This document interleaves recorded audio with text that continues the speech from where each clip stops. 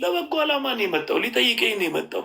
ባለማወቅም በማወቅም የሚነገሩ ንግግሮች ግን ከማጽናናትና ከመገንባት ይልቅ ይሰብራሉ። እና አንዳንዴ እኛ ራሱ ሳንጽናና ሌሎችን ለማጽናናት ባንሄድ፣ ከሄድን ደግሞ ለምንናገራቸው ነገሮች በደንብ ብንጠነቀቅ። ከዚህ በፊት እዛ መጽሐፌ ላይ አንድ ቻፕተር ሰጥቼ ያስቀመጥኩት ነገር ዳጊ እንግዲህ ምን ታደርገዋለህ የተጻፈልህ ነው አለኝ አንድ ሰው። እና ምን ማለት ነው አልኩት። እግዚአብሔር የሁላችንንም ሕይወት አስቀድሞ ጽፎታል፣ አንተም የተጻፈልህ ስለሆነ ምንም ማድረግ አትችልም አለኝና እያልክ ያለኸው ፈጣሪ ዓለም ሳይፈጠር በፊት እኔ በሽጉጥ እንደምመታ ጽፏል እያልክ ነው ወይ?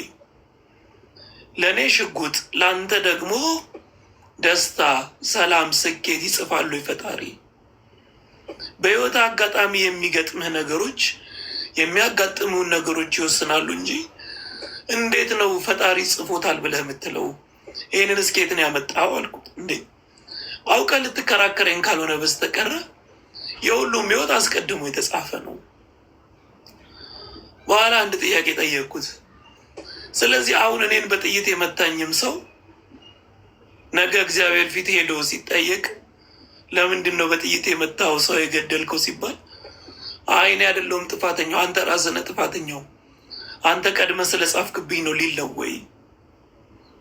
ስለዚህ አንዳንዴ የምንናገራቸው ነገሮች ያበጀን የገነባን እየመሰለን ሰውን እንዳንገድል ጥንቃቄ ይፈልጋል። እና በሰንሰለት ውስጥ ያሉ ሰዎች ጋር ሄደን ተጨማሪ ሰንሰለት እንዳንጨምርባቸው፣ መጽናናት እየፈለጉ ያጽናናን እየመሰለን ጨምረን እንዳንሰብራቸው የሚያስገነዝብ ነው ሶስተኛው መጽሐፌና ይህንን መጽሐፍ 400 ብር ነው ብትገዙ እኔን ታግዙኛላችሁ፣ ታበረታቱኛላችሁ።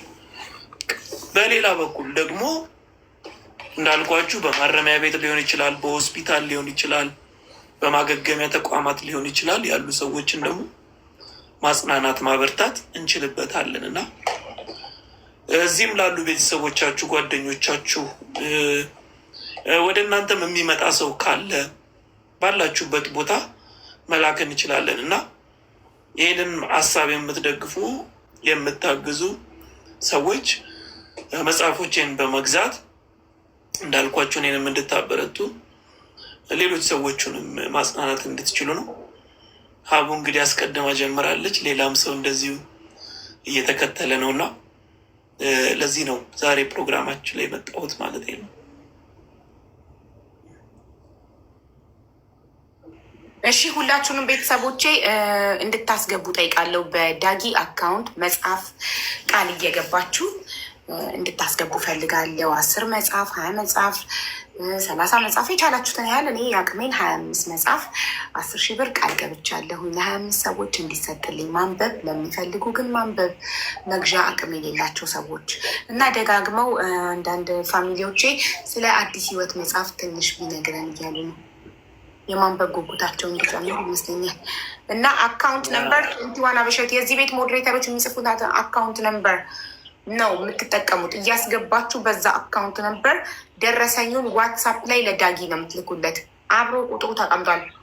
አብራችሁ ቁጥሩን አስቀምጣችኋላ። 1000 ቆይ አንዴ ላቁመውና 1058 54 24 203 ስልክ ብሎ 0911 090069 ያው ስልክም አብሮ ተቀምጧል። አካውንቱ ነንበር ወስዳችሁ ያቅማችሁን ችግር የለም 5 መጻፍም ይቻላል። አስገብታችሁ ደረሰኝ በዋትሳፕ በዛው ቁጥር ዋትሳፕ ከዛ እዚሁ ይደርሰዋል። እዚሁ ይነግረናል ዳጊ። አቡ አስገብኝ እህቴ ጠፍታብኝ ነው። ነገ ነኝ ማሬ፣ ነገ ነኝ አፋልጉኝ። ነገ የእህትሽን ፎቶ ይዘሽ ነይና ነገ እናፋልግሻለን። አሁን ቤት ነኝ። አዲስ ህይወት የኔ ህይወት በፍጹም አንቺም እንደምታውቂው በቀጥታ በምቾት በተረጋጋ ሁኔታ ከሚሄድበት ድንገት ነው የታጠፈው። እኔ መኪና ነዳለው፣ ሞተር ሳይክል ነዳለው፣ ስፖርት ሰራለው፣ እጫወታለው፣ ብዙ ቦታ ነው የሚሄደው። ያ ሩጫ የነበረው ሰው በድንገት አንገቱን ተመቶ ዊልቸር ላይ ቁጭ ሲል ማለት ነው። ያልታሰበ ለውጥ፣ በጎ የማይባል በጣም አስቸጋሪ ነገር። ስለዚህ አዲሱን ማንነቴን ለመውደድ የሄድኩበት ጉዞ፣ አዲሱን ህይወቴን ለመቀበል እና ይሄ ማንም ሰው በእኔም ይሁን ከኔም በባሰም በተሻለም መንገድ በህይወት ውስጥ መጥፎ ነገር ቢመጣ እንዴት ነው አዲሱን ህይወት መቋቋም የሚችለው? እንዴት ነው አዲሱን ህይወት መቀበል የሚችለው? እንዴትስ ነው በአዲሱ ህይወት ጉዞ ተጉዞ ባለው ደረጃ መቋቋም የሚችለው? አንዲት ሴት ትዳሯ በጥሩ ሁኔታ ቢሄድላት እሰየው ነው። ግን ባልታሰበው ሁኔታ ፍቺ ቢገጥማት ሌላ የአዲስ ህይወት ጉዞ ነው የምትሄደው። አንድ ሰው በጦርነት ሊሆን ይችላል፣ በትራንስፖርት አደጋ ሊሆን ይችላል፣ ወይም በሌላ በማንኛውም ነገር ያልታሰበ አደጋ ቢመጣ በፊት ከነበረበት የህይወት ጉዞ ሌላ አዲስ ህይወት ነው የሚይዘው። ንግዱ ቢከስር፣ ስራው ቢበላሽ፣ የፍቅር ህይወቱ ቢስተጓጎል ሁል ጊዜ ሳይታሰብ ወደ አዲስ ህይወት ነው የሚጓዘው። የአዲስ ህይወቱ ጉዞ እንዴት መሆን አለበት? ከፈጣሪ ጋር የሚኖረው ክርክር ምንድን ነው? መቀበል ያለበትስ ነገር ምንድን ነው? መታገል ያለበት ትግል እስከምን ድረስ ነው? ከዛስ ከትናንትና ተምሮ ዛሬን እየኖረ ለነገ ተስፋ ማድረግስ የሚችለው እንዴት ነው? አሁን ያቺ ልጅ ቅድም ያልኩሽ 13 ዓመት ተፈረደባት።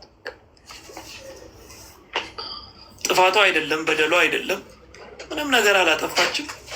አለማጥፋቷም ይሄው አሁን በነፃ እንድትወጣ አስቻላት። ግን እንደዛ ተመቻችቶላት በትዳሯ ውስጥ በልጇ ውስጥ ኖር የነበረች ሴት ድንገት በማታውቀው ነገር ተነስታ መጣ አዲስ ህይወት ማረሚያ ቤት ውስጥ ገባች። ስለዚህ አዲስ ህይወት የአዲስ መንገድን ጉዞ እንዴት ተደርጎ ነው መቋቋም፣ ማወቅ፣ መረዳት የሚቻለው የሚለው የመጀመሪያው የአዲስ ህይወት መጽሐፍ ሀሳብ ነው፣ አላማ ነው። በጣም ብዙ ሰዎች ከምነግርሽ በላይ እንደውም ከሌሎቹ መጽሐፎች አዲስ ህይወትን በጣም ይወዱታል።